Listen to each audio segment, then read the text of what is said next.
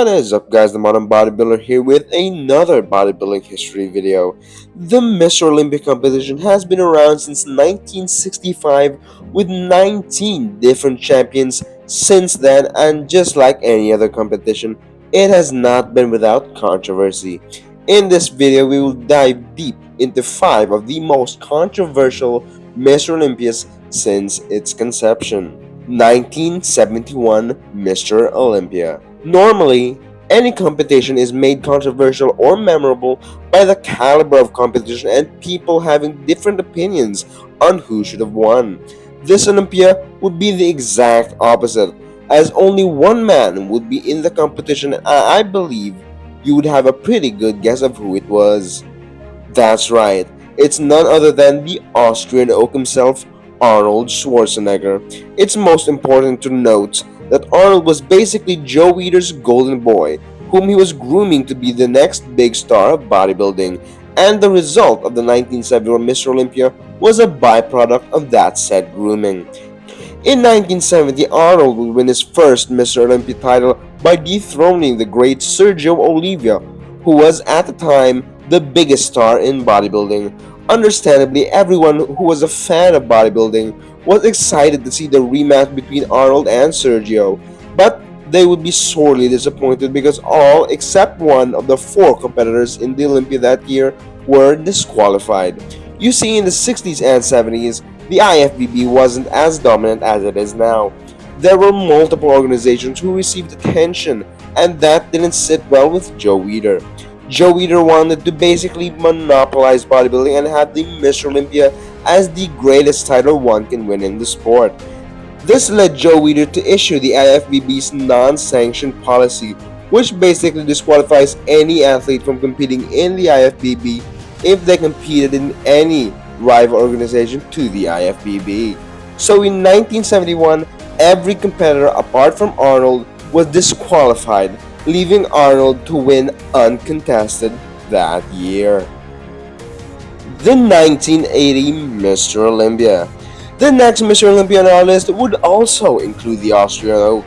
The 1980 Mr. Olympia is considered widely as the most controversial competition in bodybuilding history because this would feature the comeback of the great Arnold Schwarzenegger after a significant hiatus from the sport. Now you might think that a competitor making a comeback isn't all that noteworthy, but this comeback would be different because Arnold would not only win that year's Miss Olympia while not looking at his best, he would also do so after he was the Olympia's biggest promoter the year prior. Another interesting thing is that Arnold would not announce his comeback until the last minute before the show. Arnold would walk around backstage with a camera crew behind him as they were filming a documentary of Arnold, and he would casually announce then and there that he was competing.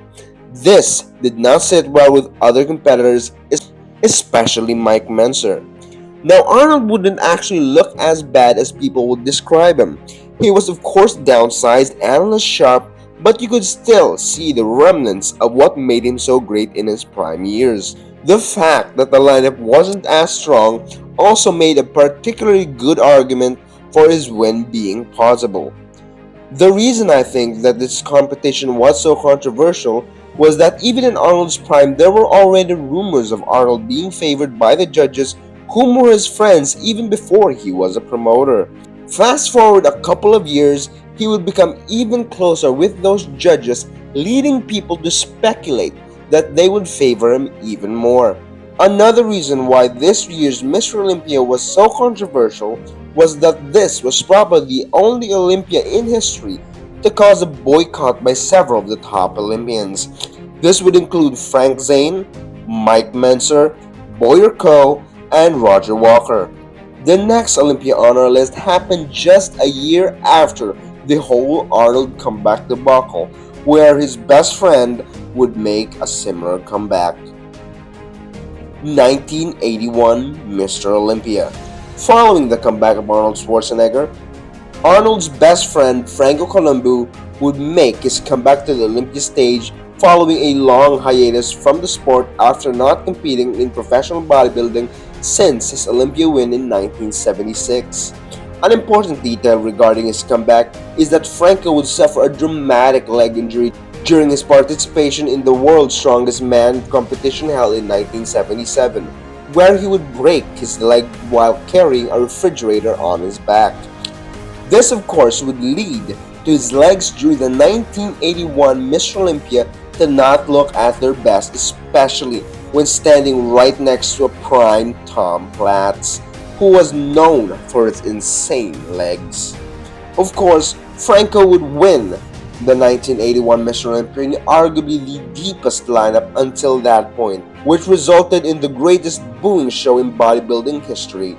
It was so bad that they actually had to give Franco his trophy backstage because people were throwing things on stage due to their outrage at the results. As legendary of a bodybuilder Franco Columbu was, this was his worst showing on stage. His legs were out of proportion, his conditioning he wasn't conditioned enough, and to make matters worse, he would have probably the first and most apparent case of gynecomastia, which is the development of extra breast tissue around the nipple area, which is mostly attributed to the PED use of bodybuilders. According to some bodybuilding historians, bodybuilding during this time was on the verge of making it into the mainstream and be shown on live television. But these two consecutive Mr. Olympias were so controversial that they rubbed the men in suits the wrong way and they decided to go a different direction. So, it would lead most of us bodybuilding fans to wonder, what if these Olympias, for lack of a better term, judged more fairly and had a better audience response? We can only speculate, and I would love to hear your opinions in the comment section down below. And speaking of trying to make it into the mainstream, the IFBB has long been wanting to have bodybuilding as an Olympic sport. And in order to make the sport more appealing to the Olympic Committee, they decided to actually drug test the 1990 Mr. Olympia.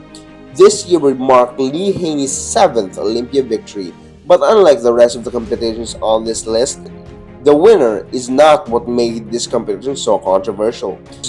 This year's Olympia was significant because, as I mentioned in previous videos, this would be the first and only drug-tested Mr. Olympia. It was also this year that the United States government would have the use of anabolic steroids a federal offense. During the competition itself, it was apparent that the audience was, for lack of a better term, underwhelmed because when the bodybuilders knew they were going to be tested, they would of course hop off their cycles a couple of weeks before the test in order to pass, which resulted in them not looking as good as they usually do. Considering obviously that drug use in bodybuilding has only gotten more prevalent in the years that followed, proves that banning them won't work, and in my opinion only makes the sport more dangerous because the athletes will find ways in order to beat the actual test. But of course, that is just my opinion and I would love to hear yours in the comment section. The last, but certainly not the least, we have the 1997 Mr. Olympia, which would be the final victory of Dorian Yates, and in my opinion, the clearest robbery ever seen in the sport of bodybuilding. We talk about close battles between 1 and 2, but none are so decisive and obvious that second place deserved the Olympia victory as Nasser Al-Somebody versus Dorian Yates in 1997. In this year, we would have a peak Nasser be defeated by the worst version of Dorian we would ever see on Olympia stage.